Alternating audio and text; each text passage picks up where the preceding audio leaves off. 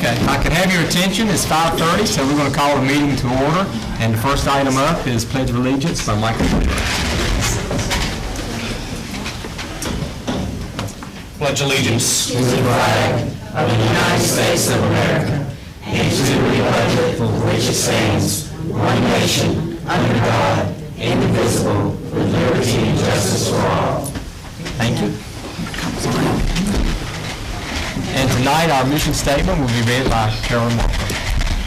Beaufort County Schools will provide quality educational programs and services to ensure student academic and vocational success. Okay, thank you.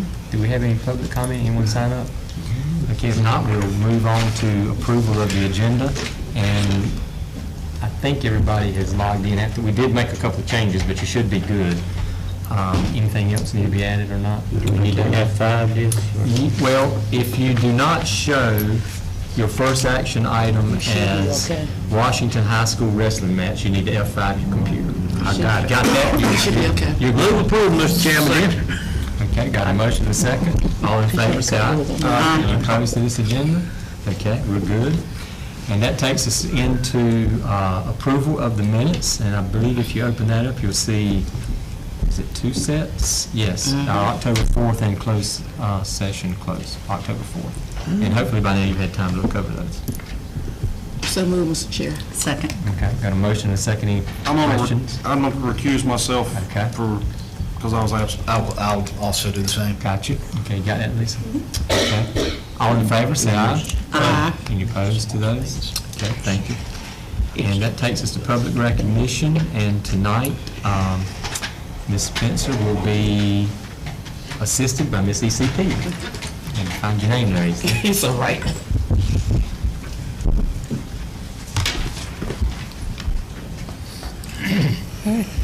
Good evening. The character trait that was recognized in our schools for the month of October was courage. And our awards that were sponsored this month, our awards for character education were sponsored this month by Cinema 7 of Washington. So we certainly want to thank them for their willingness to be a sponsor of good character in Beaufort County Schools. The nominees at the elementary level were from Bath Elementary, Emma Boyd; from Chocowinity Middle, Hardy Corey; from Chocowinity Primary, Parker Boyd; from Eastern Elementary, Nicholas Martinez; from John Cotton Taylor, Bayro Teles Palacios; from John Small, Giselle Mendez Jimenez; from Northeast Elementary, Dylan Watson; and from S.W. Snowden, Amir Smith. And the winner at the elementary level was Emma Boyd from Bath Elementary, if she will come forward.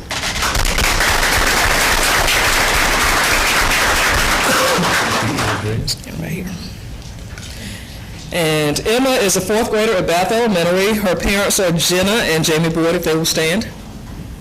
And when she was presented by her teacher, Ms. Kimberly Bissett, if she will stand, if she is present. And Ms. Bissett wrote, "During this past summer, Emma was faced with one of the most challenging tasks her mother has ever asked her to do.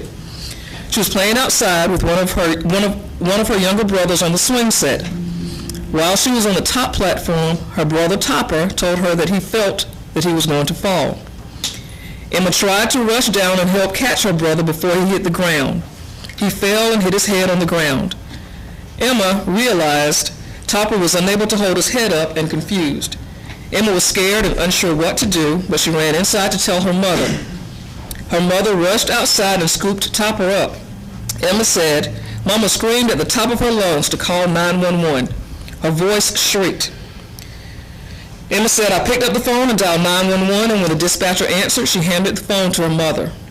Topper was picked up by EMS and rushed to the Vidant Beaufort, where he was then transferred to Vidant Medical Center in Greenville. Emma showed such courage by first trying to help her brother before he fell to prevent his injury. Secondly, she ran inside to get help from an adult because she knew something wasn't right after her brother fell. Although she was nervous to call 911, she had the courage to dial the number and waited for an answer to help her mom and her brother. Her courage and quick reactions enabled her brother to get the help he needed quickly. We say congratulations to Emma. That's a ticket for you. And a goodie. Okay. I'm going to keep this until you go around.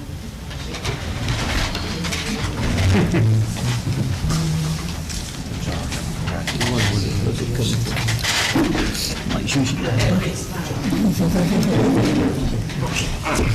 job, Aaron. Congratulations.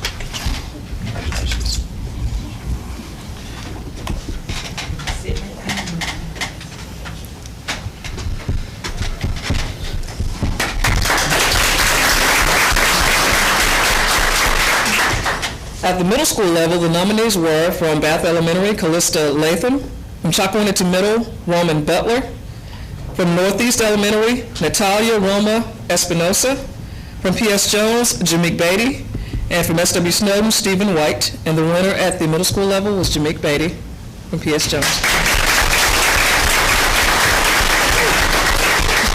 Am I saying your name right? Okay. All right. Jameek is an 8th grader at P.S. Jones Middle School. His mother is Miss Montressa Beatty, and he's accompanied this afternoon by his grandparents, Mr. and Mrs. Jimmy Beatty, if they will stand. And he was presented by his teacher, Miss Bauman. If she's here, she will stand. Okay? And Miss Bauman wrote, "With courage you will dare to take risk, have the strength to be compassionate, and the wisdom to be humble. Courage is the foundation of integrity." Keisha Van Nair summed up a good definition of courage. "I would like to nominate J.J. Beatty for the character education trait Courage for the month of September. From the moment I met J.J. at open house, I was blown away by his maturity, presentation, and manners. Unfortunately, J.J. was hit hard during a football game and incurred a concussion. He had to go see a specialist. Long story short, I and his classmates were worried about him. When J.J. returned, we were very happy to see him. Although he is still recovering and it may take time, his attitude has not wavered. I talked with him and asked him if he would want to play football again. His response was, "I just want to finish what I started." I was blown away by his answer and his character. I think it is courageous that he is even considering playing football again.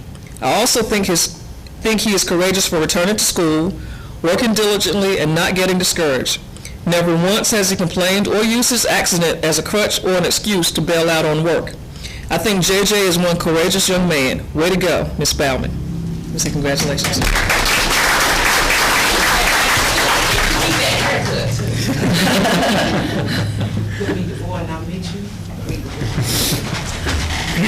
Short dress man. Make us look bad. We're so proud of you.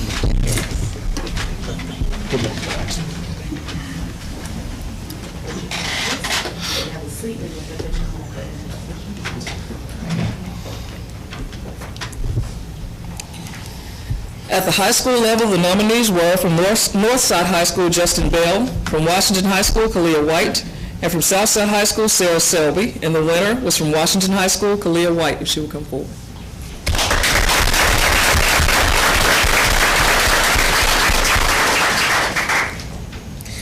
Kalia is a 9th grader at Washington High School.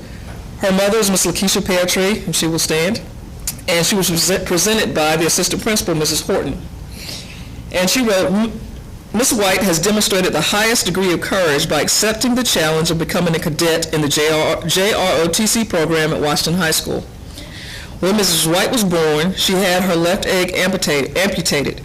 She has stepped up and with some limitations has excelled where other cadets have not in drill and ceremonies and physical training. She does not allow her disability to get in the way of being the best that she can be.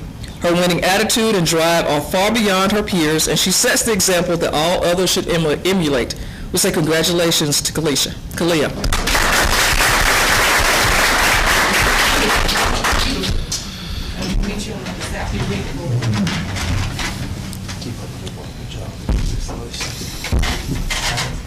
Congratulations. That's a good work, dear. Good luck.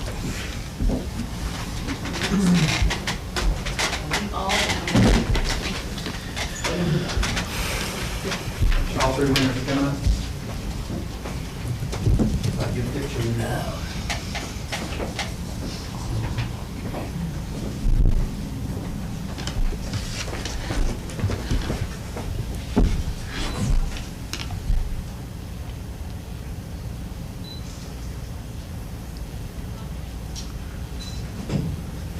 Congratulations.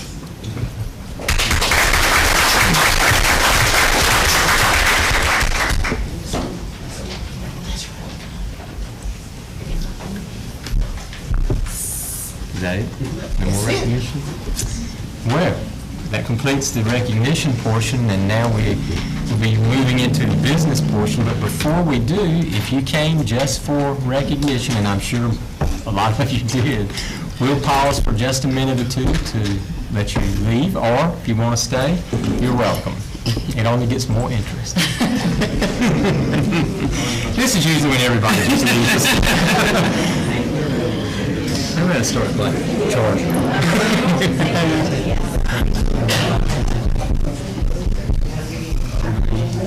So, what was that to lead over? I think it's a granddaughter. Granddaughter?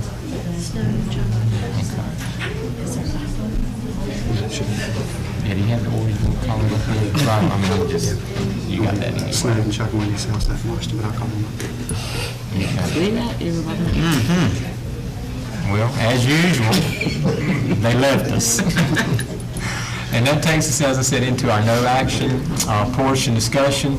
And tonight we're going to have a presentation from 4 of our schools. And I think Don knows who's coming first, second, and third. What I've asked our principals at our schools that are designated as low performing to do is to do a brief presentation tonight for the board and for the public.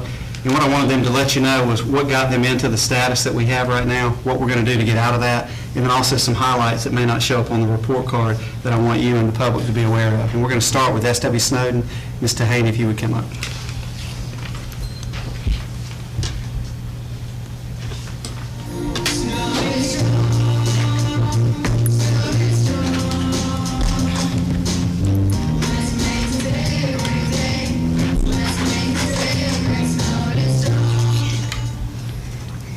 Welcome, everybody. It's a pleasure to meet with you this evening and talk to you a little bit about our school. Have the opportunity to talk with you a little bit about our plan of action for this next school year. The song that you heard, and we'll play it a little bit more towards the end, this summer we were very fortunate to have a ECU intern with our students in our sound studio, and our students wrote that song, they produced it, and it was a wonderful experience for them, but they did that in our own sound studio. This summer was a very busy summer for our school. We started out with NASA STEM training with a majority of our staff. After that, they came back to school and many of them volunteered to do retesting with some of our students. And then right after that, we went right into developing our new mission and vision statement. And this gave us the opportunity to really look at ourselves and ask us who we are to our community, and where we see our students in the future.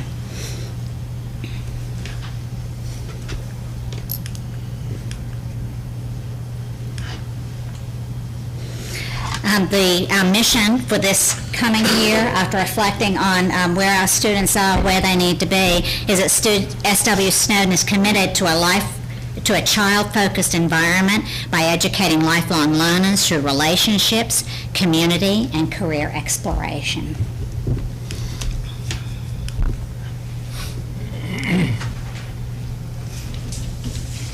Our vision, SW Snowden, is an environment defined by career college ready, critically thinking, collaborative, productive citizens that create partnerships between school and community. The next part of our mission development is we looked at our last couple of years of data, and I've just given you a snapshot of the last 3 years. And you can see in 2013, our math proficiency, reading, science, and our growth score was well below our county average and state average. We did meet growth that year. The next year, 2014-15, math proficiency remained about the same. Reading went up slightly. Science dipped down. We still met growth. Our growth score was 70, and our school performance 38. And this next year, as many of you know, we went without a math teacher in our middle school for several years, and there was some difficulties with math, consistency in instruction throughout from K through 8th grade. This year, this past year, 2015-16, our math proficiency was still low at 22. Our reading, though, we're very pleased, went up from 37 to 44. 37 to 44, thank you. Our science went from 29 to 76, and we accredit many of the quite a bit of the STEM work that we did and the hands-on science activities. Our gross score went from 70 to 81.3, and our overall school performance was 47. And I did purposely put down the grade range and the letter grades there because we did go up a letter grade this school year, and as we really looked at our data and looked at where our kids are, how much we really realistically think that they can grow for next year, we kind of looked at that scale. And our goal is to go up yet another letter grade.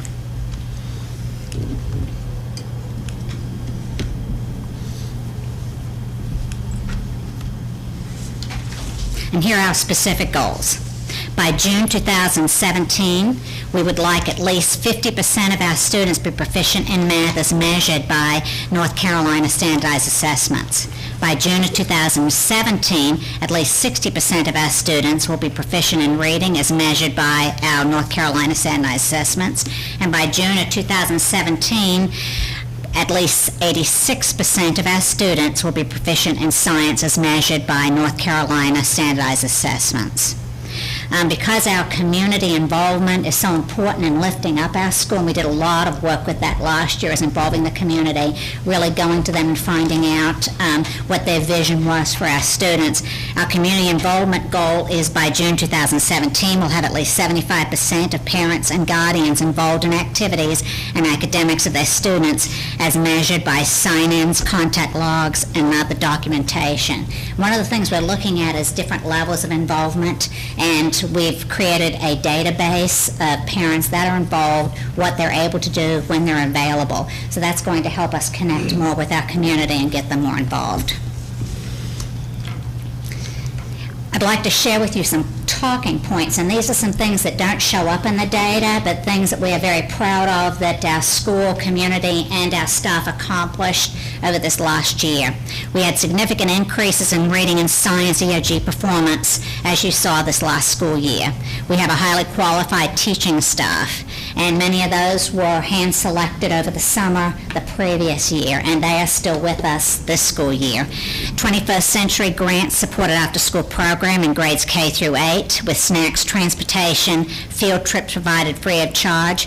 We have a full preschool program, weekly character education for elementary grades, and career development lessons for middle school students. We have a full functioning music recording studio, and you heard the result of that. Homework help from certified tutors during our after-school program. We have a free breakfast and lunch for all students. This year we have a robotics team led by Julie Cleary. Student Government Association was established last year. We have a strong school partnership with NASA STEM educators.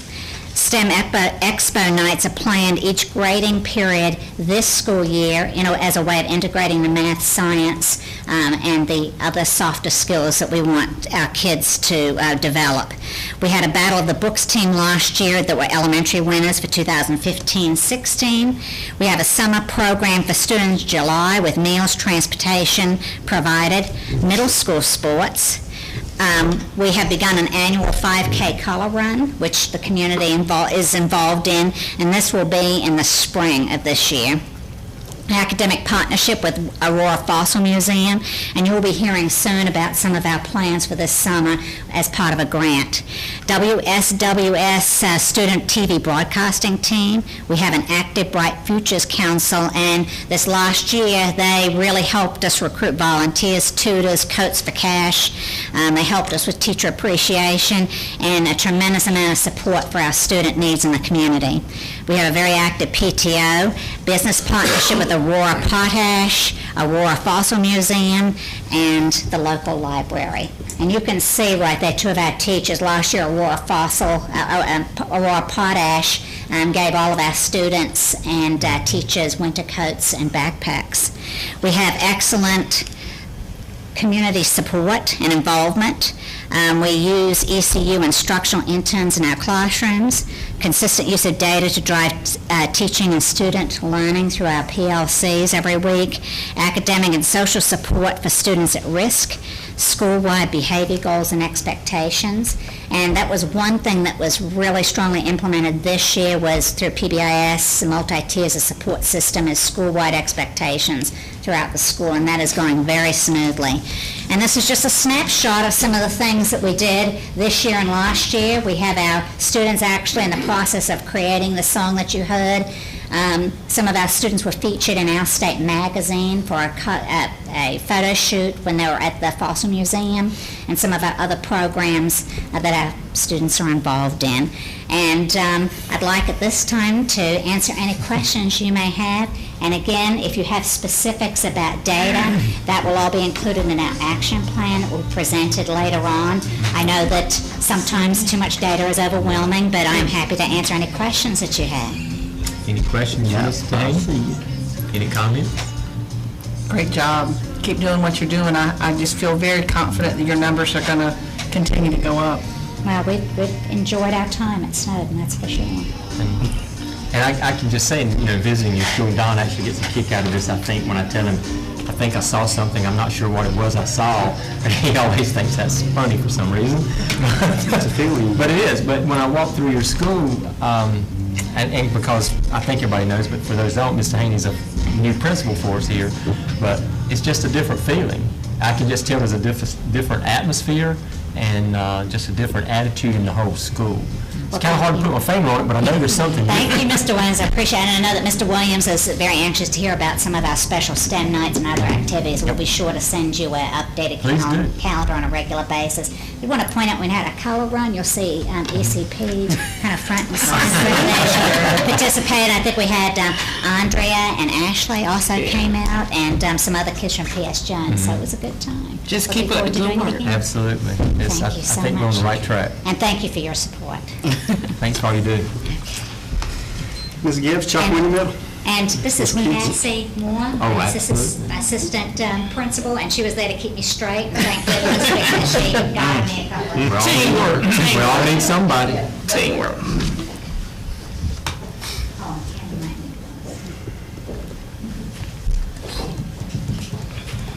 Good evening, Ms. Gibbs. Everyone. There's a reason why I asked to go first behind Mr. Haney, but I got it in order, so I'm coming second, so I'll do the best I can.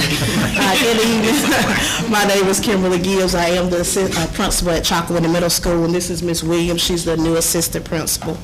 When we look at who makes up Chalkawinnie Middle School and we look at our demographics, we have 390 students, and when we break them down by grade level, we have 93 fifth grade students, 107 sixth grade students, 99 seventh grade students, and 91 eighth grade students. When we break the students down by race, we have 203 white students, 54 Hispanics, 110 black, 21 multi, and 2 Asian.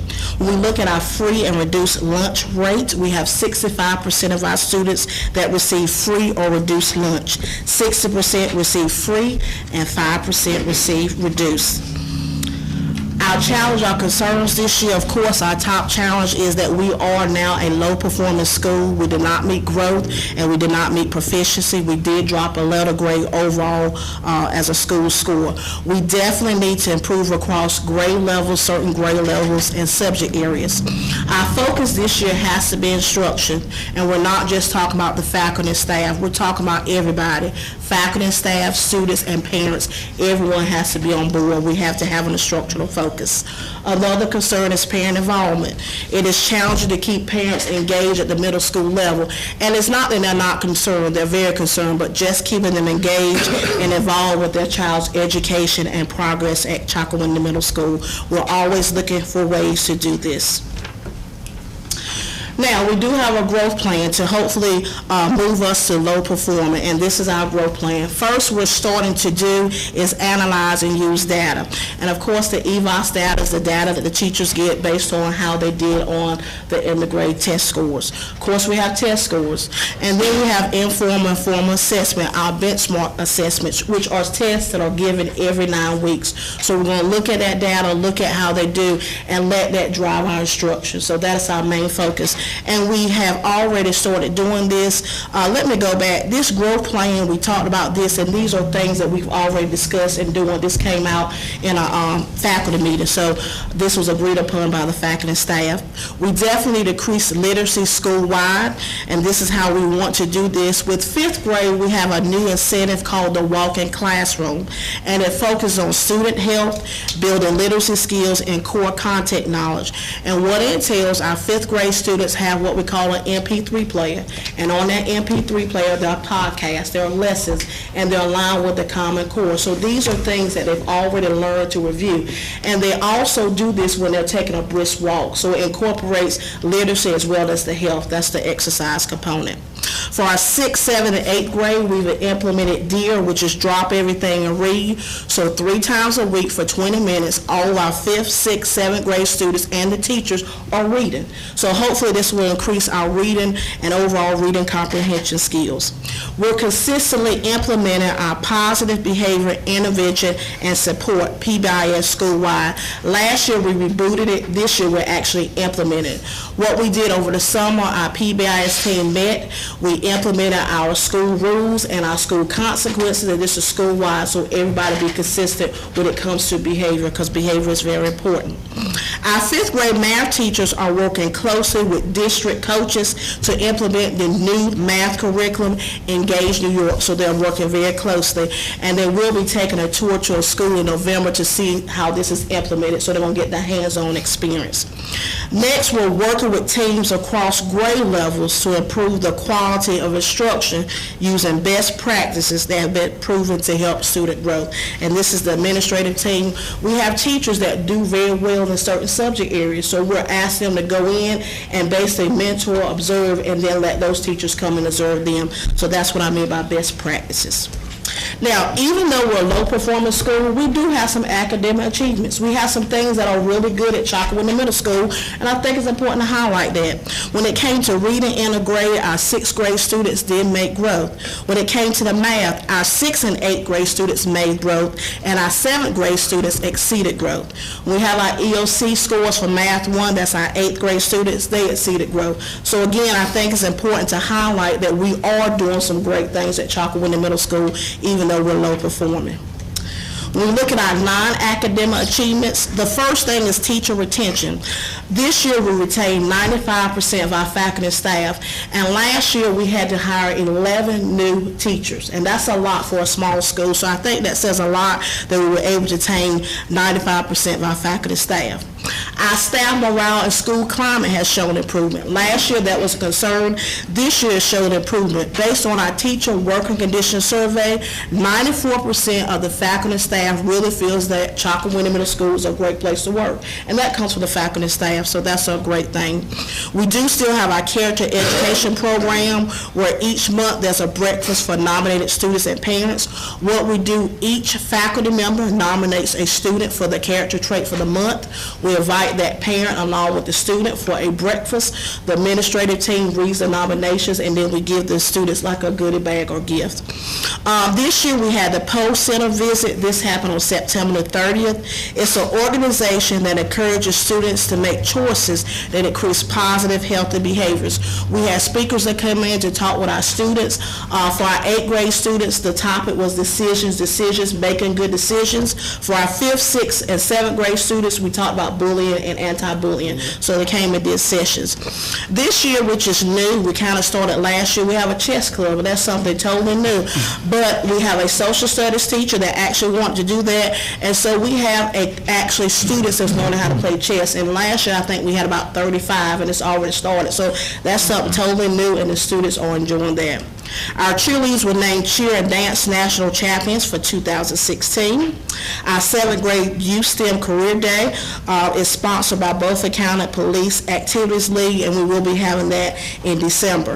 Our 5th and 8th grade students will tour BCCC in the spring. Last year we just had 8th graders. This year we're having 5th and 8th just to see the great things at Beaufort Community College.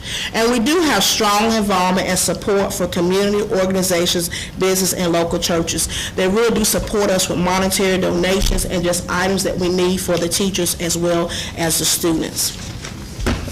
Also, additional initiative or programs, and some of these things we've already implemented. We do have what we call a tutor enrichment Excel period at the end of the day that works on tutoring for reading and math. Again, we have our PBIS program.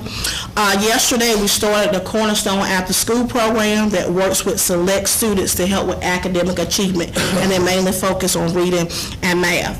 Parent-teacher organization, and this is something that, again, we're rebooting. We just have not had an involvement, just not that they didn't want to, but just that support. But this year, we have a new PTO president. We actually have committee members. We had a meeting, and they're not just helping us with fundraisers. They're trying to get things going where we can do activities where we can get parents involved, so that's something new.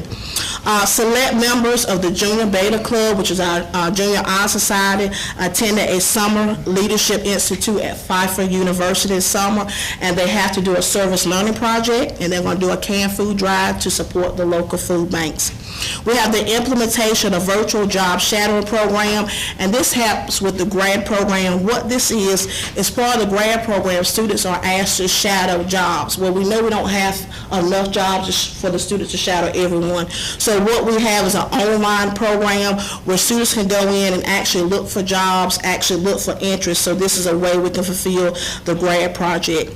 We have a faculty staff student mentoring program, and what happens, every teacher, including our support staff, picks a student or two that we do mentor. We work with them academically and behaviorally, and I have one, Ms. Williams, so we really try to focus on certain students that need that support. Backpack Pals is what we did last year. We partnered with Bright Futures and a local church that provide meals for students over the weekend and holidays. And last, we do have the Pamlico Pals program that again started yesterday, and it's a mentoring program that works with at-risk youth that focus on character education and character traits. Thank you. Any questions? Any comments or questions? I have a question. What, and you may not know the answer, I'm just curious, what do you think your average class size is for your core classes? For, I want to say about 23, this depends on what grade level. Some are about 23 now. Some of our sixth grade, they're sitting about 24, 25. It just depends on the grade level. Fifth grade, we're a little bit smaller because we do have 5 teachers there. So, and some of them are smaller. How does your student enrollment look compared to last year? Last year at this time, when I did the presentation in October, it was 410 or 412. This year's 390. So that's gone down a little bit. Well, it sounds like you've got a lot going on. We do have a lot going on, and it is a great school. We have a lot going on. Faculty and staff is very supportive. I do feel a lot more confident this year because last year I started July 20th, so it makes a big difference when you're there the whole year. And so I can see a lot of things and focus on a lot more things, but it is a great school, and I'm glad to be there. It certainly is. And we appreciate it. I was actually going to mention that another relatively new principal, so I want everybody to understand that. Right. And I also want you to know that I've heard a lot of positive comments over the summer. Good. There were numbers of parents that had 4th graders ready to enter your school that had contacted me about various things, and and I tried to reassure everybody. And I know we're early in the year still, but the same folks have come back to me and said they've had a wonderful experience. And we have an open I know door you work policy. hard. Yes, we do. We have an open door policy, and I encourage all the parents to just come and talk to me, And I think it's been very good this year, so that's a good thing. And we're also glad to have Ms. Williams join us on the south side of the river. That's right. Any other comments? Keep up the good work. If not, thank you All very right, much. thank you so much. Thank you, Ms. Gibbs. Southside High School, Mr. Johnson, Ms. Windley.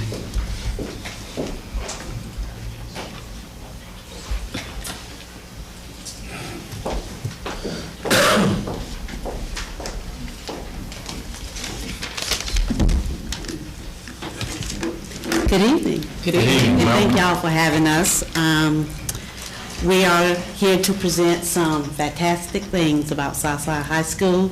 Even the not so fantastic stuff is still fantastic because there's a plan in place, okay? I am going to start with the first 3 slides, and then Mr. Johnson is going to come from behind me and tell you all about fantastic stuff. Starting with, okay, you want to, oh, you want me? You see, okay. All right, so we're going to start with our demographics. Okay. This slide is basically showing our grade level breakdown, the number of students in each grade level. The total comes out to be about 450. Now, that it becomes very important when you then look and see that our free and reduced is 67%. So if you're taking 67% of about 450, you're looking at over 300 kids. That's part of our demographics, our free and reduced. And then when we look at our race breakdown, we have about 46% white and 38% black. We have 11% Hispanic, then we have some multiracial and very little Asian, but that's going to be our racial breakdown there. Move to the next slide. When we look at our data review, we were down in every area except the ACT. We were actually up. Our percentage was about 6.5 higher than last year. And our 4-year graduation rate was also higher than the district. So those are two positives there, that we have a plan to bring up some of the other falls that we had in some of the other areas that Mr. Johnson is going to tell you about. Okay. Now, moving to what we feel after looking at the data, some of the contributing factors. Starting at the very top, we noticed that there was a 2-year trend of our incoming freshmen having some literacy needs. The tutoring that we offer during advisory in our homeroom period is more or less voluntarily. The students can somewhat volunteer to go and on their own and see a teacher about a subject that they are not doing too well in. Our ACT prep was also on a voluntary system. Then moving to our teacher turnover rate. It's been the highest it has been. It was up to 24%. When you break that down and start looking at 17% of our teachers then had 0 to 3 years experience, and 33% had 4 to 10 years. Basically, half our staff had 10 years or fewer as far as experience, so a young staff. And then, of course, decreased funding. So all of these factors had a contributing part to where we ended up as far as low performing. So now Mr. Johnson is going to tell you how we're going to fix it. My name's Clint Johnson. I'm the interim principal at Southside, and I'd just like to say thank you. It's been great. I appreciate the opportunity to be there. So, gosh, it's a wonderful place. Thank you for helping us. Yeah, it's been a lot of fun. I guess you could say that out of adversity comes opportunity, and I think that's where we are. We have a wonderful, supportive staff, and they're really their first priority are the kids at Southside. They don't like it a bit where we are with our position as a low-performing school. I think they like it the worst that we don't feel like we're doing what we need to do for the kids. So, you know, it's not a bad thing sometimes to have some adversity, because I think we're more motivated. So, looking at our plans for improvement, the first thing that we saw when we were looking at data and our situation was that we do have some literacy needs of our kids. And so we made it the school goal for all the PDPs for our teachers that students will read, write, think, and talk in every class every day. So this is not just an English class. This is a health class, or it's a social studies class or science class. And so we're going to be working on the literacy piece with that, but it's not only the literacy piece that comes across when you include read, write, think, talk. It's the engagement that students get when they're required to do that, when the teachers plan for reading, writing, thinking, and talking. We're also going to, we hadn't had PLCs for a couple of years at Southside, and I think that's probably been a real factor in our in our inability to make our goals. Can you explain what that is, just for an acronym? Yeah, professional learning communities where teachers get together and they look at data, and they also plan together.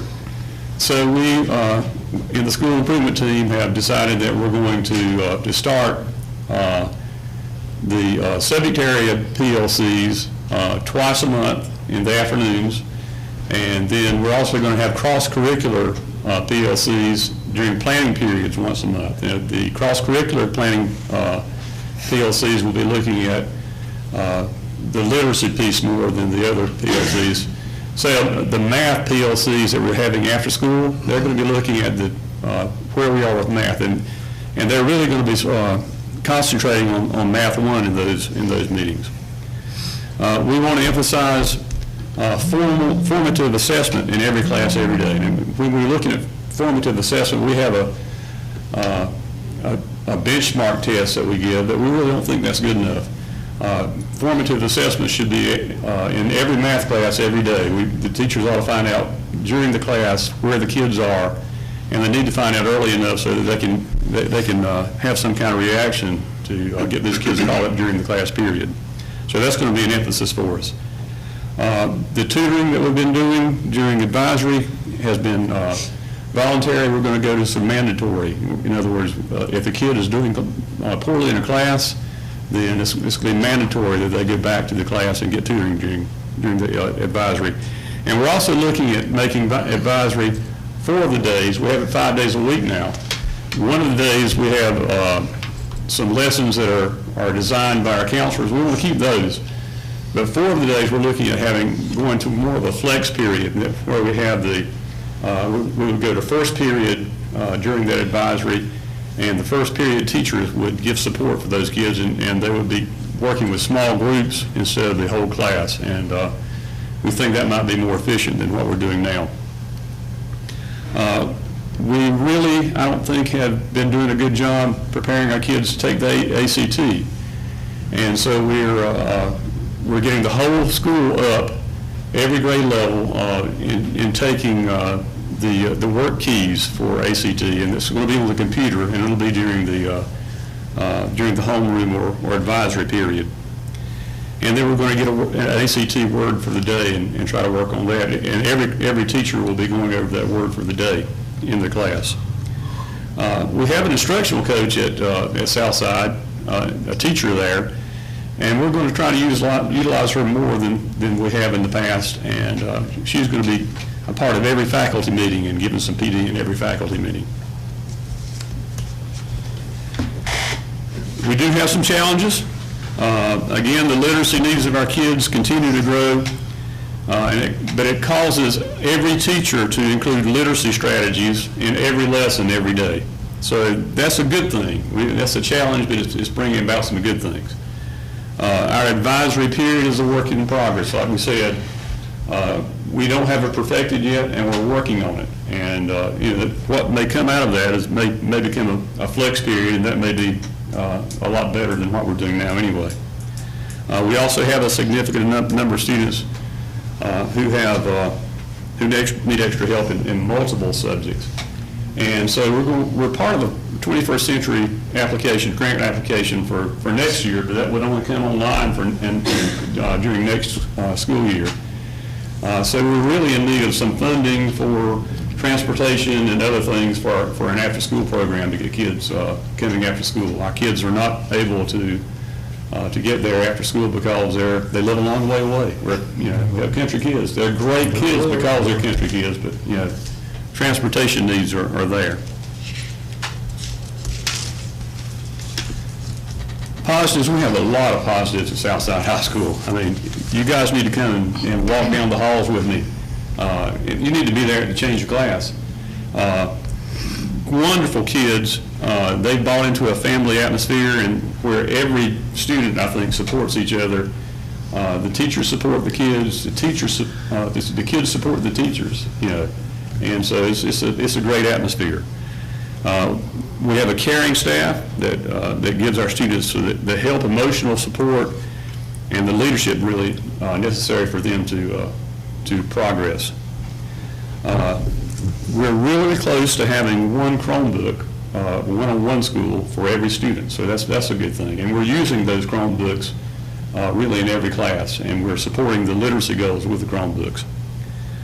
I think we have a great central services team that comes out and helps us. And Andrea and her team is going to come out and do some examples of PLCs with us on November 7th. And, that's the examples of an example of what we get from central services. They're great. We're proud that we have five new first-year teachers there.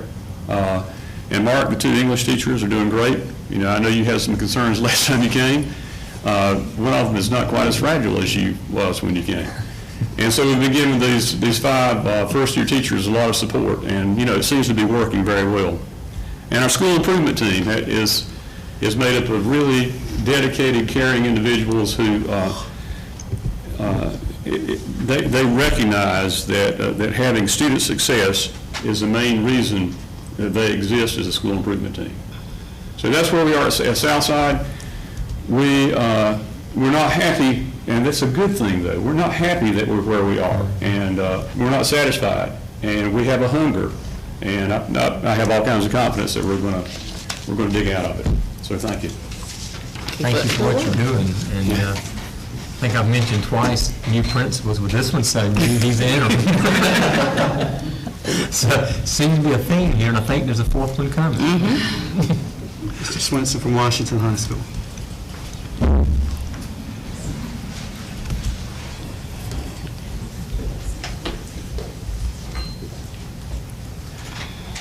Good evening. Good evening. Washington High School. I am Michael Swenson. I am a new principal out of Washington High School. We've got assistant principals that are solid in place. Ms. Wendy Dixon, Patricia Horton, and Brandon Howard.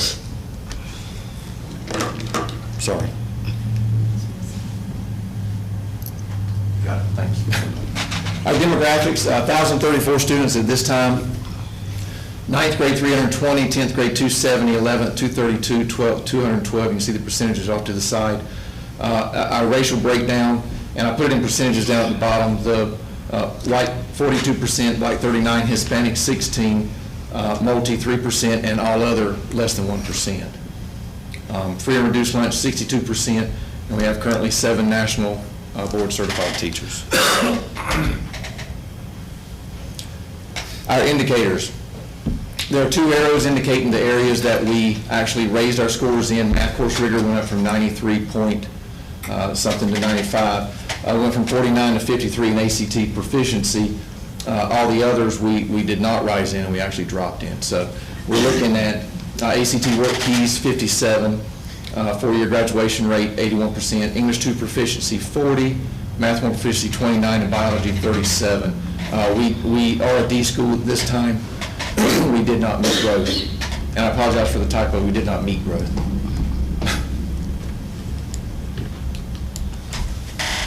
Some of the notes that I took away from the data, not just from the descriptive stuff, but if you really break it down, our achievement was down 5 points, growth was down 2 points, school performance down 5 certainly.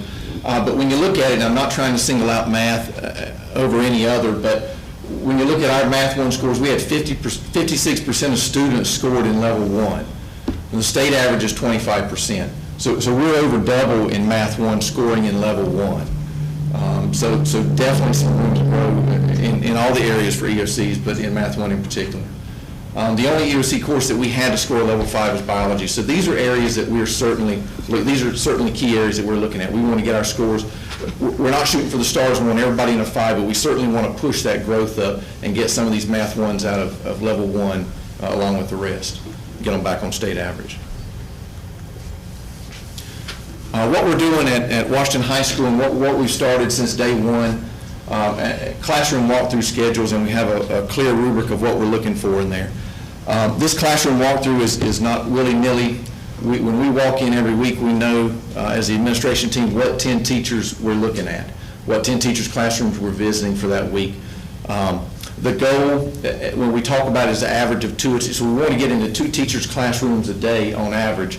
And as administrators know, it's not always possible. Some days you have things come up, so the next day you might get 3 in, or the next day you might get 4 in. But but you want to try to average 2 a day.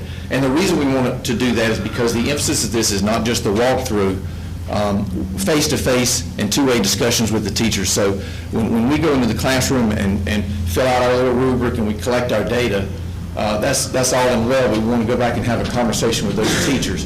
And the things that we're emphasizing in these walkthroughs, and I'll come back to the face-to-face, is higher order thinking, bell-to-bell instruction, student engagement, and of course data.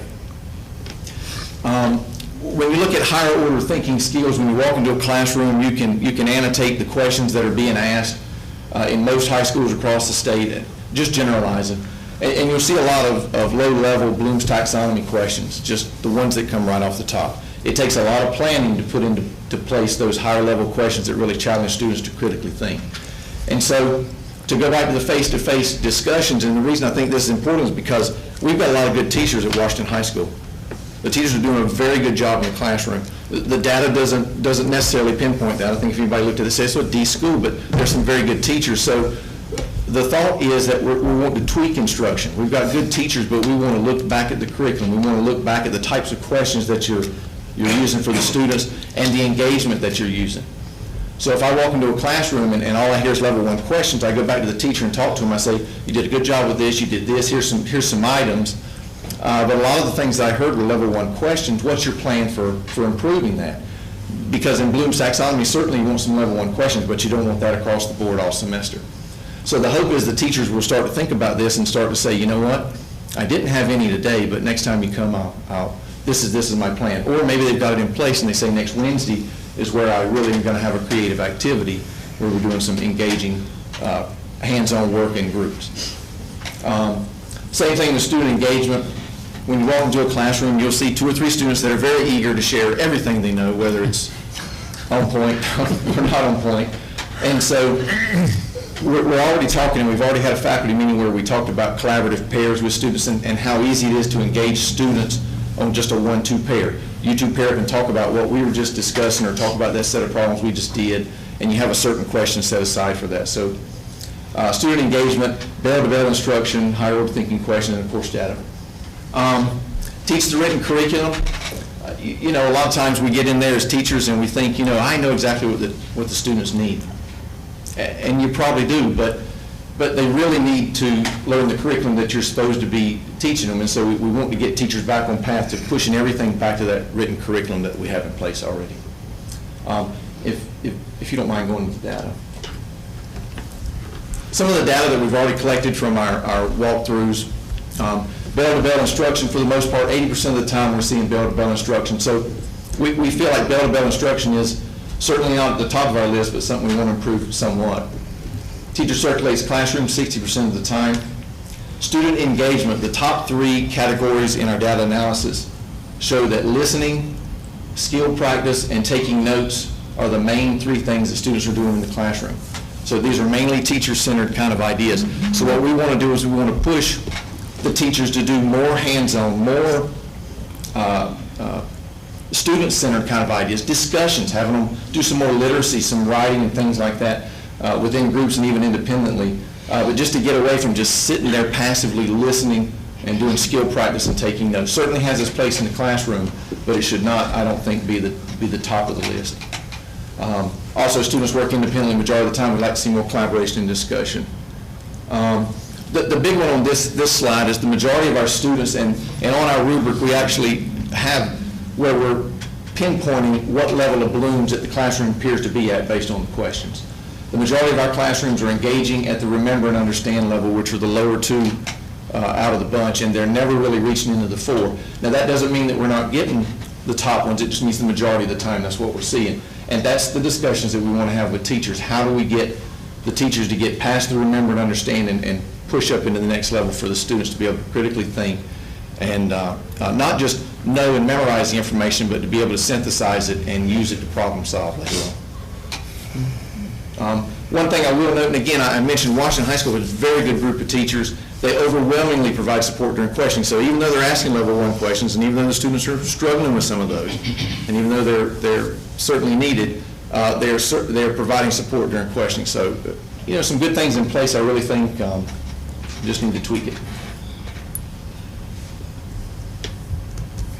Okay, on the professional learning communities, PLCs that were mentioned before, we're looking right now, we're working with PS Jones and in our city schools kind of groups that we're talking about is how we can put together some vertical links to the middle school. We've got a math issue. We've got 56% of those students scoring in level 1. That's not all on Washington High School teachers. That starts from a very low age up. So we're all on the same team. How do we work with the middle school to help these students as they're coming up? So we've started in November, after we've had a chance to kind of assimilate this benchmark data. We've got, our math team is going to go down to PS Jones. I don't remember the date off the top of, but they're going to go down there and meet with their math team and talk about some things that we need in place as a math team from the students. And here's some things that we're doing, and we're hoping that the middle school will also let us know, here's some things that we're doing, and here's some things that we're able to provide you. I'm sorry, I've got the clicker. A few other side initiatives at Washington High School. Master scheduling focus for next year's master schedule.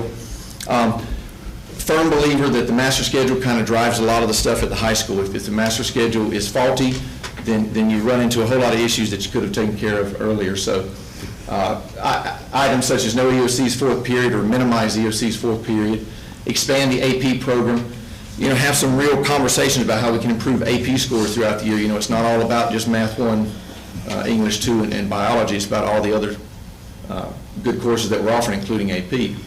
Maintain cap sizes. So, it's a tough thing to do. You say you want to cap size, and then you get an influx of 60 more students. Where are you going to put them? And they need these courses. And so, but what we want to do is just like with the discussion with the teachers, we're all on the same team. If we have a cap exception that we need to do, we want to discuss it and talk about it, and not just throw them in there because it's low-hanging fruit because there's 15 students in there. Probably the most important one is continual department input for the master schedule. What do you see as your department's master schedule, as the master schedule that will fit and work for you? What will be the best case scenario for you? And during the summer, we'd like you to come out, not you guys, but the teachers from the departments, and take a look at the schedule and identify those students that have already had this course that accidentally got placed in there. Identify the students that didn't pass Math 1 but magically are in AFM or Math 2. So we can go ahead and take care of that before summer's over. Establish a clear leadership team separate from SIT. One thing that we'd like to do this year, certainly we have a very large leadership team / school improvement team. We'd like to focus a little bit more on the school improvement side of it with the team that's dedicated to that school improvement process, and a leadership team that talks about all the other issues at the school that you can think of, homecoming and graduation and things like that are not necessarily on that school improvement process, but are certainly important for the school. We have a Bright Future Site Council, very good. One of the things that we're doing this year is we want to track more of the usage of that, not just that it's not just important to have it in place. We want to make sure that we're tracking the usage. If it's not being used much, then what can we do at Washington High School to market it a little bit better and keeping it as a discrete marketing, but to market it nonetheless so that we get more folks taking advantage of that. Thanks. We have and I've said this a lot since I've come into Washington, we have a very strong community at Washington, which I'm sure all the schools in Beaufort County do. But that being said, there's always a part of the community that needs to be brought in a little bit closer, that needs to be communicated with on more issues. We certainly have folks that are integrated at every level and have been for many years, but we'd like to get some of our other folks incorporated as well and really put it one team for everybody. I'll talk about the graduation coach at another time, but it was just a thought that maybe we could put a graduation coach in place even for the 3 high schools, just have someone that is dedicated to looking at just senior schedules, grades, absences of seniority issues, and could be a liaison to the parents and also to administration. And maybe one person that could float between the 3 high schools. That may be a lot to bite off for one person, but if funding was an issue, maybe that would be an easier way to do it. After-school transportation, as mentioned before, working on that 21st Century Grant, that's going to help us next year and put in place some transportation in the afternoon for our bus riding students especially. We have a very good connection with Beaufort County Community College. We've partnered with them. They want to bring their stuff face-to-face to us, so we've got 2 courses coming face-to-face next semester, and of course next year we want to continue that and have 2 courses each semester coming out face-to-face, and we'll put those kids in there right at the school.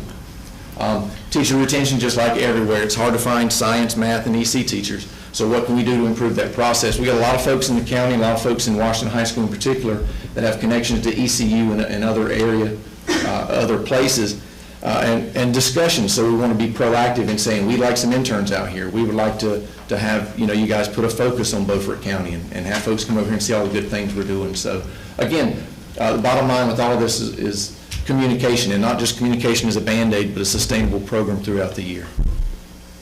So we have outstanding students, committed faculty members. So anyway, the bottom line with this is we have I really feel that Washington High School is strong. I feel like we can pull ourselves out of this D status with just a little bit of extra work on our part, a little bit more focus, not work necessarily.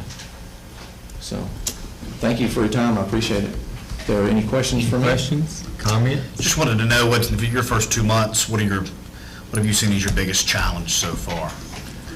Biggest challenge so far? Well, being the new guy on the block, getting to know the teachers.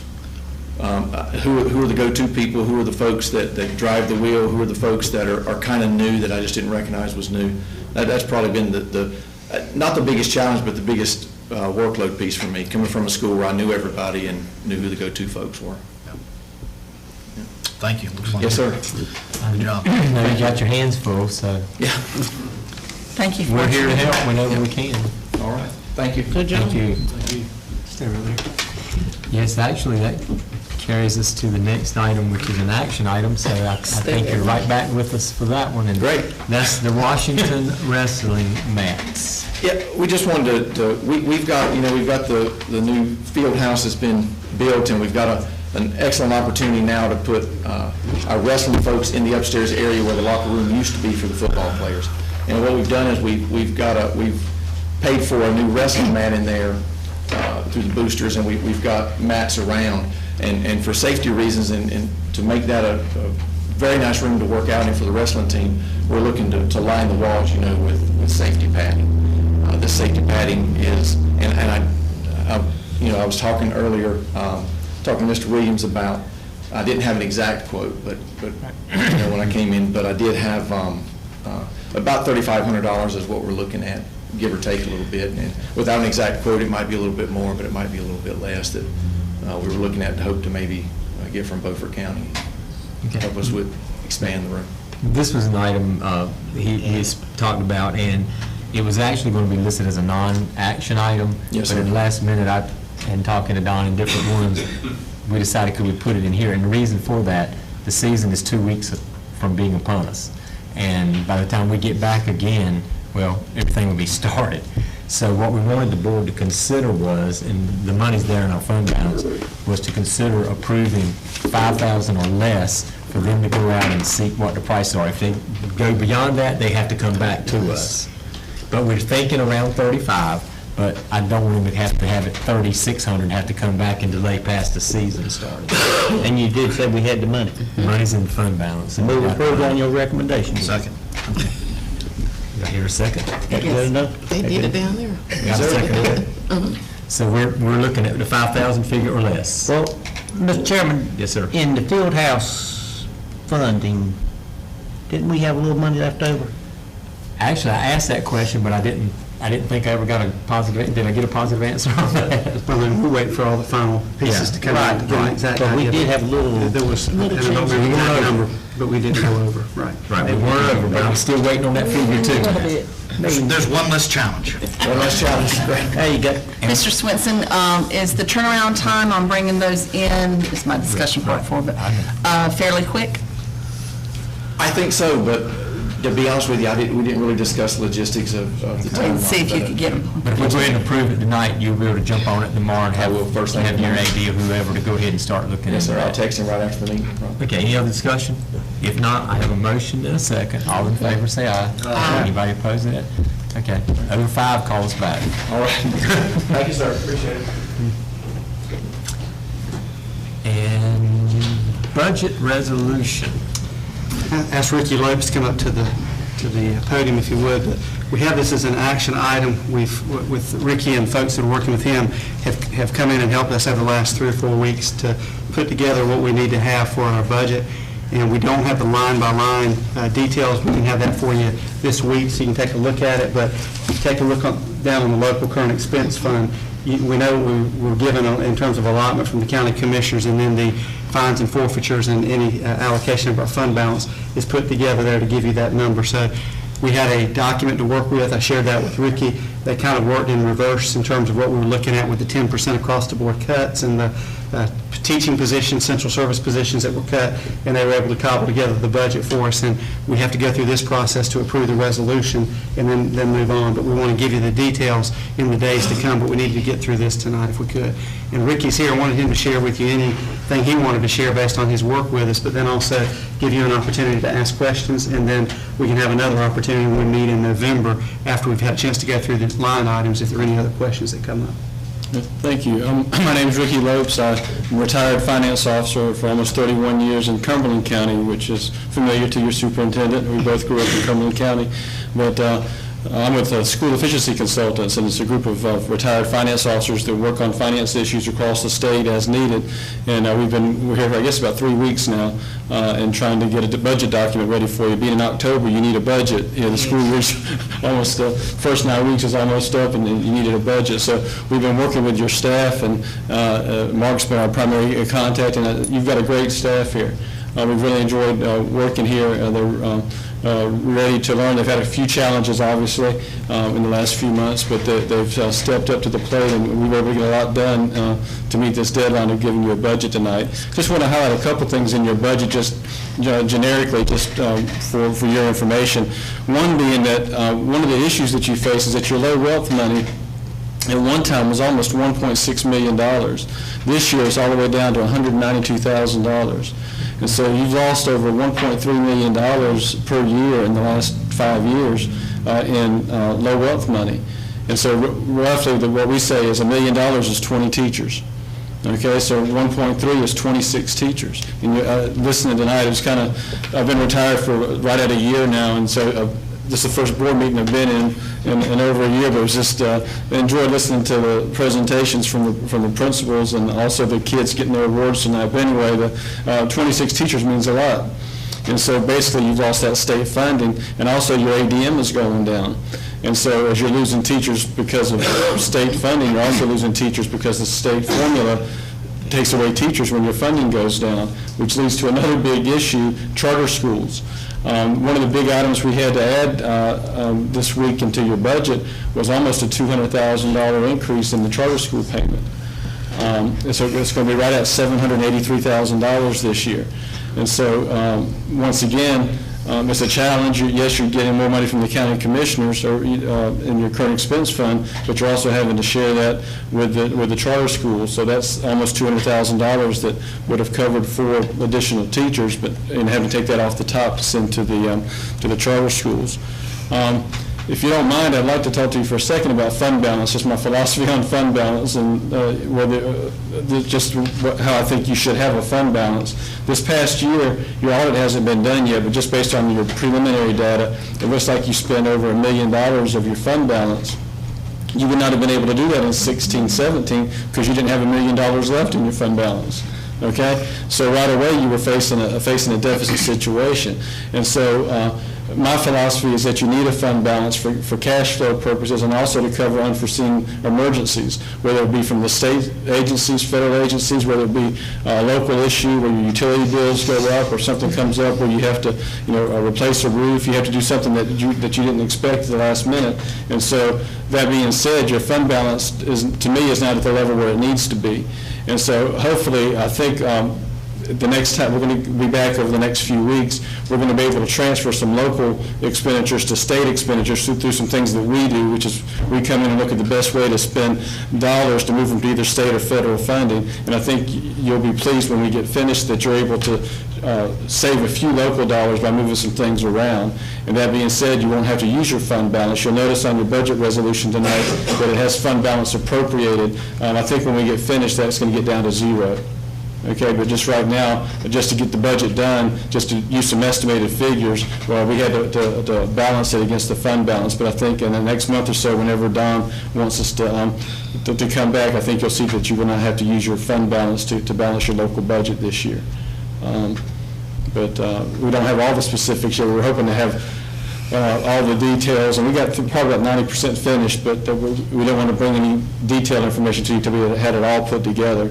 But I think you're headed in the right direction as far as the fund balance. But those are just a couple of things that I just wanted to bring to your attention just through our preliminary work as far as the budget was concerned. Okay. Can we ask any questions at this point? What's the action that we're, Well, we're going to need to get this approved if that's what you decide to do, and then they'll come back with the line by line and give us later. I have a question on the capital outlay. I normally understand capital outlay, but I don't understand these figures. When I look at revenue, under the revenue portion of this on capital outlay, I show the school bus county appropriation at 937, which I was thinking it was 990, might be some difference there. What is this fund balance appropriated for a total capital outlay of $2.4 million? I don't get that. What happens, the preliminary numbers that we had didn't get us to the 990 yet, and we didn't have enough time to find out what was going to make up that total 990. That's one of the revisions we'll have to make when we come back. But you are correct, the county appropriation is 990. Right. And so when we come back and get more detail, we'll increase that capital outlay budget to get you to the full 990.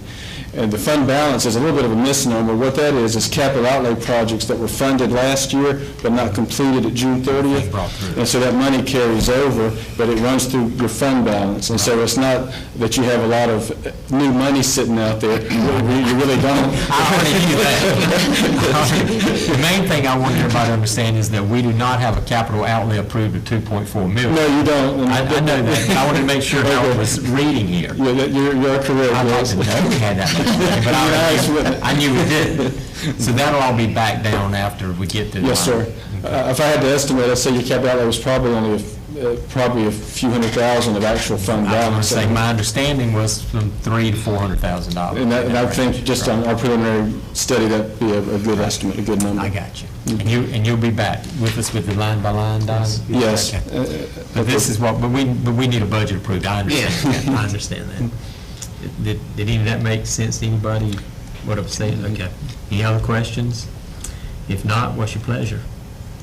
make a motion that we approve the budget resolution with the further lines to come. Gotcha. Second.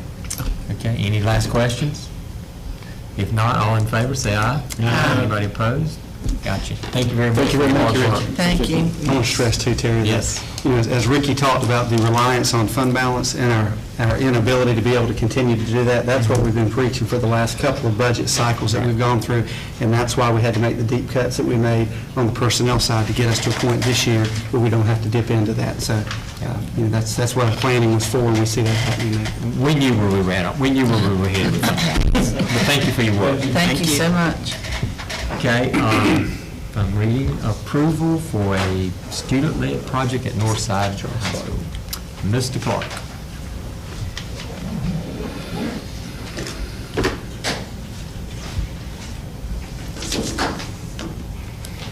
You already have the handouts? The handout? No attachments or on here either. This should be short and sweet because that's how I like it. Okay.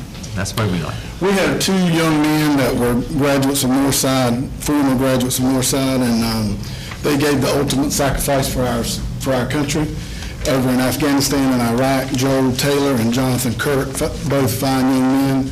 And one of our ROTC senior cadets has come up with the idea of creating a kind of a memorial to those two students in the front of our campus. And you see the diagram. We've already talked to Mr. Hudson about it, and there's no issues as far as landscaping or anything like that. So I guess I'm just asking for your approval to proceed with this project. Again, if you look at it, it'll be kind of right in front of the library. So if you're if you're familiar with our campus, it'll be kind of what I call center campus, right in front of the library, so people can, you know, look at it and acknowledge that those two young men, you know, did make that ultimate sacrifice. So, right off where you walk into school at. Yes, sir. On the right-hand side. Right. As you're walking up that canopy. Yes, sir. Everything good, Stan? Yes, sir. Okay. I think it's a great idea. Anybody got any comments? Second. Okay, that was quick and easy. Any questions? I take it there's not. Do you have the funding and the materials? Yes, she's doing all the fundraising herself as part of her senior project. So she's working very diligently to fund this project completely on her own. So, Right. yeah. Okay. Any other questions? If not, we've got a motion and a second. All in favor, say aye. Anybody opposed? Thanks, Charlie. I want to invite y'all to Cool School Friday morning, 5 o'clock. Can we just watch? Yeah, can I come to the 8 o'clock version? Can we just, does he want us to watch it on TV? We'll come to the concert. You have donuts? What's up? And sticky buns and cheese biscuits. Jesus. It's still going to take more than that to get me there at 5 o'clock. Okay, Mr. Hudson, you're up. Capital updates. Especially if my TV still works, I'm gonna watch it. I'm not gonna be there. We'll watch it on TV till it's time for the concert. Each year. Good afternoon, everyone. I have one item that y'all previously approved was the purchase of uniforms for the custodial and maintenance staff. When I was trying to do the finalized information to lock down a quote, or lock down the PO and stuff from the uniform company, they offered us the existing uniforms that our employees are currently wearing for $13,101.49 plus tax, which came in this afternoon. I did not know about that, but he threw it on me at the last minute. And this is, y'all previously approved $34,000, but this would be a $13,000, or roughly $16,000 savings to the county if we do use the existing uniforms. The uniforms that we have in place, a couple of employees need a new shirt here or there. So what I'd like to ask is for an additional $5,000 if you approve me to go back with this 13 for nutrition and replacement of uniforms and repairs and this type of thing. If y'all see it that way. So instead of the 34, it's going to be 18. 101.49 plus the tax. Let's give it 20. Yes. Yeah. So what you're asking us to do is take roughly a 20,000 and replace a 34,000. Correct. Another savings to help us along a little bit more, and our uniforms are in fairly good shape. I did a poll with everybody. And the 5,000 will cover the ones that. That's it, and we've got a couple employees that will be leaving, and we got one that's out, sick, and we have to have some other uniforms in place. So we figured that would cover our costs, more than cover our costs and what we spend in repairs and replacement each year. We look back what we spent in the previous years, and that's a little more than what we've spent in previous. So we were just giving us a little cushion. Right. We're going to have such a great savings. Yeah, if everybody's good with it, I can hear. Yeah. You get that down, Lisa? Yeah. I think it came from my right. Butch and I did, so give it to Butch. Okay. I've already seconded something. Okay, we got a motion. I didn't know we were keeping it. I guess we're on a quote. I didn't know we were on a quote. I didn't know that. No, we're not, I just said, So we have he a said it, motion so. and a second to replace the 34,000 with the 20 or less thousand. Correct. All in favor, say aye. Anybody opposed to that? Thank you, Stan. Now we're going to move on to, Stay right if I can there. get out of here, I got another item on there for you. It says capital, okay. Did you have anything you need to say? No, sir. Oh, okay. No questions? The next one is our 16-17 capital list. And I was just wondering, I know that you've got some bids maybe going out. Where do we stand on any of these projects? That's all. I should have all the safety and security fence ones ready to turn over to Miss Lisa tomorrow, if she can put those out. The wall ones I hope to have by Friday, or Thursday, excuse me. And then we are currently working on getting our POs and stuff set up, getting the budget money set over to purchase the smaller items that's under the 5,000 to get those out of the way. So just as soon as finance gets my money moved over. That was going to be my question for the two. I know what we were waiting on. We've got a lot of work going on down the hall. Are we getting to where they can start this stuff here? Should be. Okay, then. I hope to have it by the end of the week is what we were talking earlier. And I already spoke to you about it. Right, yes, sir, and I spoke to Mr. Doan after that. Yes, knows what I had said to him, was these items where he's just looking to purchase, whether it's a buffer or, just an outright purchase. I'm going to call it the easy ones. Those low-hanging fruits. Right. Go through these before we get back together again and get all those ready to go out, and I'll present them all at one time next board meeting. I hope we can have it all finalized and we'll get all of those out at one time. Yep. Because I keep saying 123,000 outside of outside of technology and safety is not much to spend. but we got to start somewhere.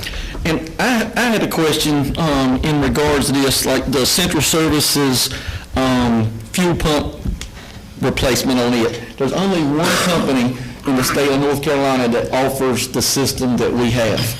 So do we have to send it out RFP for it, or is it something we purchase? So 55. Is that one 55? Is that what you're saying? Yes, sir. Central Services, let's see, transportation, excuse me.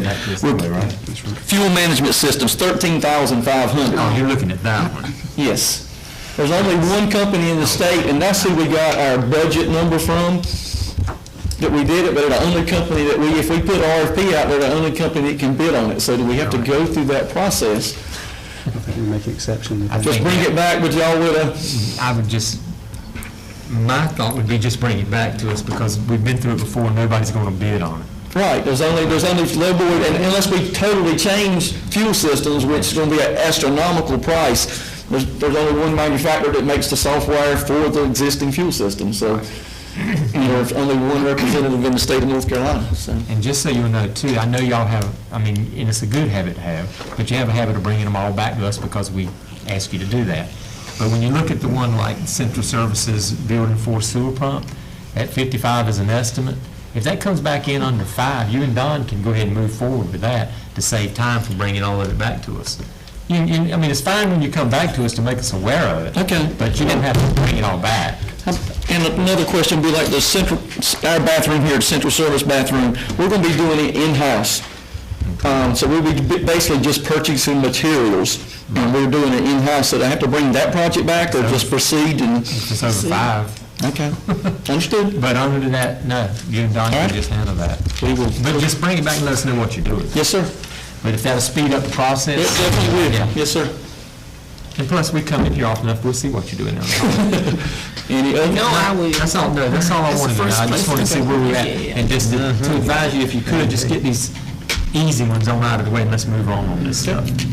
And I'd also like to invite y'all out, Beaufort County Developmental Center and the ARC and Eastern Antique Power is putting on a special needs day for our EC kids and special needs folks of the county, and that's Saturday from 10 to 2 over at Chocowinity at my place. Oh, is it this Saturday? It's this Saturday. We delayed it from last Saturday because of the weather and the water. They thought it would be better because part of the kids were affected by it. So last year we had about 320 some kids out, or special needs folks, exceptional needs folks, let's put it that way. So any of y'all that would like to come out and help us, and Dr. Phipps came last year and helped us, and it was a great help. It's great. Makes you feel good when the day's over. Those folks really appreciate it. Last year. I was surprised how many people were there. Right. Love to have y'all. Thanks, Dan. I'll try to make it this year. Calendar, Don. I want to try to explain this, articulate what we're up against to help you try to understand what we're trying to do. And Mark, please help me if I get off course anywhere. On October the 7th, I received a call about 5:10 a.m. From John Pack, Emergency Management Office, and he had been in contact with the National Weather Service, and they were concerned about flooding in Aurora and Belhaven. And what I was told at 5 o'clock was that we might get the buses on the road, but there were some concerns about whether we get the buses home. And that's not a situation that I want to be in. With that information, didn't have anything to do at that point with the hurricane, we decided to not have school for students, and we had an optional teacher work day. And you may wonder why we do optional teacher work days, and this all comes kind of to a full circle when we talk about what we're having to do. One of the mandates, requirements that we have when we build a school calendar is that we have to have 215 paid days for teachers. So if we didn't have an optional work day, and a good example is the next Monday, the Monday after the hurricane, when we had no power anywhere, there was no point in making that an optional work day, because if people had been able to report to work, they wouldn't have been able to do any work. So we had no school that day for staff and students on October the 10th. That was on a Monday. Because we had no students, the folks have to make that time up, and 12-month employees have to come up with and make that time up as well. So when we're looking at October the 7th, we have to make up the instructional time, but not the teacher time, because it was an optional work day. Teachers could either take leave or they could come in and work. On the 10th, there was no option for teachers to come in, so that day we're going to talk about specifically. And we also have student time that has to be made up. On the 11th and 12th of October, we made those optional teacher work days as well. And I want to stress that when we do that, we always tell principals and supervisors, only want individuals to report if it's safe to do so. If you've got high water in your yard, if your road's covered in ice or whatever, we're not asking anyone to risk injury or any other kind of safety issues. We only want you to report if it's safe to do so. So we have 3 days that we've got to make up instructional time on, and we have 1 day that we have to make up instructional time, and we've got to find a new spot in the calendar for that day because we didn't have school for teachers or students on October the 10th. And this is what our plan is. We met last week with principals and got feedback from curriculum as well, and then we had some opportunities with a group that was in Ed Tech's in a meeting room on Monday for me to ask some questions to as well. But October the 7th, which we have to make up the student time, we feel like we made that up on October the 14th, which was last Friday, which was originally a teacher work day. We made it a student day, so we took care of October the 7th on October the 14th. October the 10th is a work day that has to be added back into the calendar to ensure that we hit the 215 pay days for teachers. To make this happen, what we'd like to do is make October the 10th an annual leave day, which means everybody gets paid for that day. And when we currently have an annual leave day on the Wednesday before Thanksgiving, we wanted to make that a regular school day. So the folks that didn't work, that didn't come in on the 10th, would be the same thing as what they would have done on November the 23rd, which is the day before the Thanksgiving break. The only other option with that, if we don't do it, is to probably add a Saturday day to school. The other thing that the annual leave allows us to do, if we swap the annual leave day with the day we missed in October, we don't have to add another pay day at the end of the year. So we're able to maintain what we've got. October the 11th, which was a regular school day but a teacher work day, the instructional time that we missed on the 11th would be made up by extending 2 previously early release days, which would be November the 1st and November the 20th. We make those full days and we're able to capture those hours. And again, what we're looking at is we have to have a minimum of 1,025 instructional hours or 185 days. So we're going back and looking at those instructional hours. That's December the 20th. Yeah, you said November 20th, that's the same. December the 20th, which will be the day right before we have the Christmas break. That was scheduled as early release. It would now be a full day. And November the 1st was early release. It will be a full day. So we're not adding additional days. What we're doing is capturing those hours. And then October the 12th was an instructional day. We felt like we can put that into our spreadsheet that we have, and we build in some time above the 1,025 minimum, so we feel like we can eat those hours. What we're trying not to do is we don't want to push anything beyond Christmas because we have no idea what we're going to be dealing with in the winter. And if we try to use up those days in the winter and in the spring, we may find ourselves in a really bad situation when we roll into February, March, and April, or January, February, March. So that would be the proposal. The group that was in the meeting on Monday, I asked them if they would prefer, with a show of hands, would you rather go to school on a Saturday or would you rather go to school on that Wednesday before Thanksgiving? And it was a 50-50 split. I mean, it really was. And I've got a feeling you're going to find that as well. Attendance is always a concern. Saturday school attendance is always a problem. Right. The Wednesday before Thanksgiving may be an issue as well, but we count those as student hours and we would encourage folks to come. And I'd like to propose that we do a 2-hour early release that day, so we at least give that benefit to families that want to travel out of town for Thanksgiving. So that would be the proposal, to capture the hours that were lost. There's been some discussion, the General Assembly may present a proposal to waive days, but I think if that happens, and there's nothing in place right now, it would be for the counties that are more heavily hit than Beaufort was. And I'm glad we're not in that situation because of the damage that would be involved in, and we certainly have those other districts in our thoughts and prayers. Some of them are not even back in school yet right now. So. But if that were to happen, Dr. Phipps, would we still apply to be considered for that? We would. Because we had so many teachers that were impacted that lived in Pitt County. There were, and we would come back to you with an adjustment to the calendar if we needed to do that. But we have to go ahead and get something out there for folks to be aware and start to work toward. And then if we have that opportunity for a waiver, we'll certainly go for it and see what we can do. I'll move approval. Second. That was just as clear as mud. Actually, that word's already out at the school. You already know that, right? No, we don't. Of course you do. It's Beaufort County. Yeah. And so, and nobody's complaining about it, so I think it must be okay. Oh, that's good. Any last minute discussion? Well, there may be some complaining. Yeah. I don't know. Oh, yeah. Well, they didn't complain to me. Yeah. Any last minute questions on that? They don't want to go with If not, I got a motion and a second. All in favor, say aye. Aye. Anybody opposed? No. And that carries us to policy updates, my favorite always. Yeah, and there are 3 that are here that deal with facility construction and contracts that are related to one another. It falls under a session law for General Statute 115C 521. And we've addressed this with what our board has had Stan and myself dealing with a $5,000 cap, comes in well below what the changes were that were indicated here with change orders. So we've been following this for quite some time, but the policies are just updated and we have everything in sync with what the general statute requires us to do. So these are just for your approval. Right, we've already seen this stuff. Any other ones other than those few little things? Yeah, I didn't see anything different or wrong with that. Did anybody else? Move approval. All right. Second. Got a motion and a second. Last minute questions? Hearing none, all in favor say aye. Aye. Anybody opposed to that? Okay, thank you. And that carries us to closed session. I move that we go into closed session pursuant to General Statute 143-318.11A1 to prevent disclosure of confidential personnel files under General Statute 115C-321. Second. Okay, got a motion and a second to go into closed session. All in favor say aye. Aye. We're in closed session, folks.